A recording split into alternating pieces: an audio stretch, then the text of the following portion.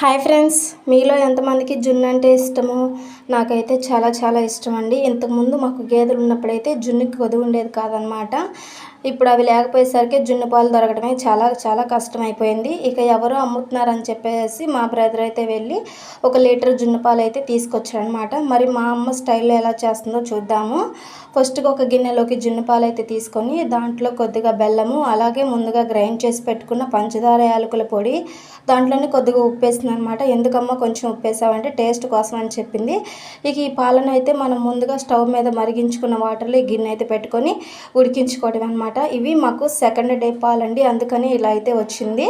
ఇక టేస్ట్ విషయానికి వస్తే సూపర్ అంటే సూపర్ ఉంది, అంత బాగుందనమాట. అసలు జున్ను అంటే ఇష్టపడిన వాళ్ళు ఎవరు ఉంటారు చెప్పండి. ఇక చాలా చాలా బాగుందండి. మరి ఈ వీడియో కనుక మీకు నచ్చితే లైక్ చేయండి, షేర్ చేయండి, కామెంట్ చేయండి. మరిన్ని వీడియోస్ కోసం నా ఛానల్ని అయితే సబ్స్క్రైబ్ చేసుకోండి ఫ్రెండ్స్. Bye bye.